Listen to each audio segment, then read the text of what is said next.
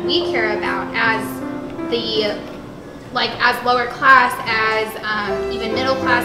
I don't care if a major corporation gets to you know, raise how much they made by the next year, you know, next year by $1 billion or whatever, you know.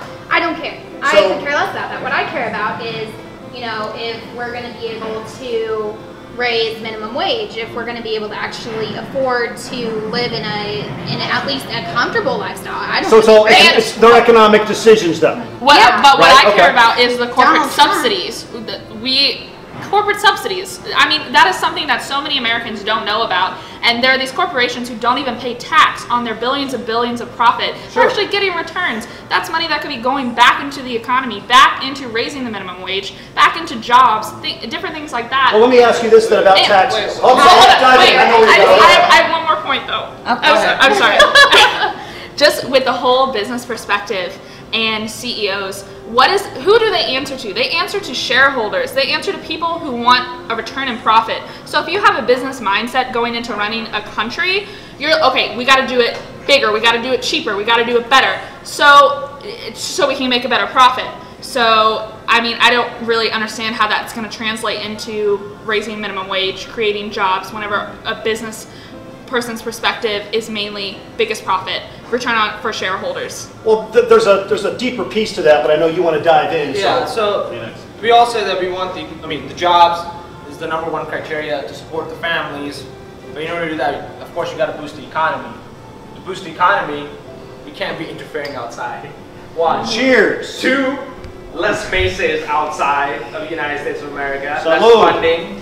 3, we can't be spending like so much money on what is it, all the 25 allies that we have, we spend more money on military. Mm-hmm. Yeah, come on. If you shut those two off, then you start taking that money and start spending it inside, you will automatically start getting jobs.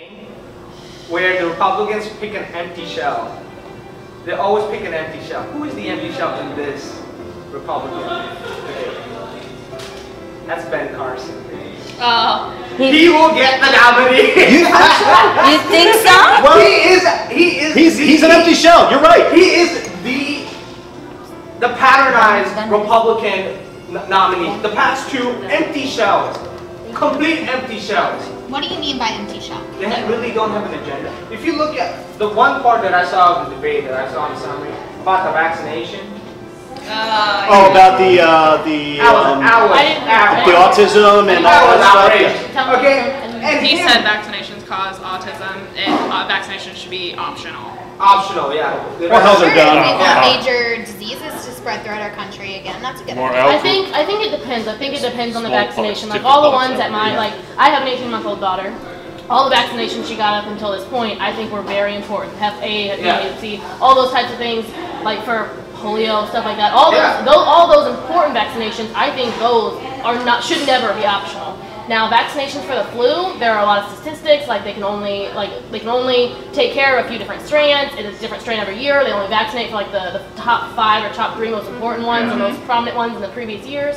So I think those can be more of an optional thing like they are now. They should continue to be optional. But I think the things that, like I already mentioned, the more important vaccinations, I do not think those should be optional anyway. Back to that point, the reason why I brought the vaccination things up.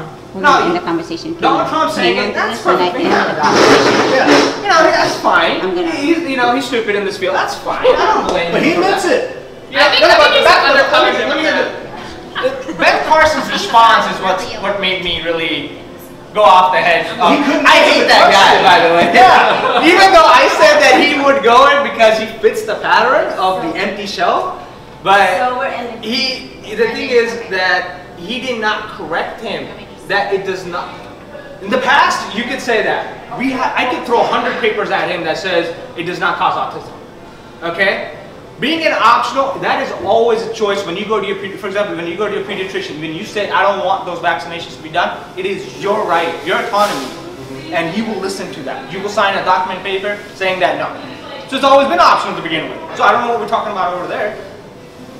That's true, very true point. Why are we talking about options? It's already, you signed the paper, you know that. Like, after, The reason why we have the flu shot, you know, just to educate you, after 6 months of age, the baby's lungs are not very mature, and they're prone to more influenza infection, so they're more prone to pneumonia. That's what we give them for baby. But after like 5 years of age, you're right. They should not be getting into like. So guys, I thank you so much for joining Complicated Conversation. I hope that you will continue this conversation so that we can have more, you know, maybe problems are going to be solved. We're going to discover new ways to make the world a little peaceful and less chaotic. So let's continue the conversation. So thank you very much. Good job, I'll see you everybody. soon. Yes. Yes. Good job, everybody. Now they're alive. Yes.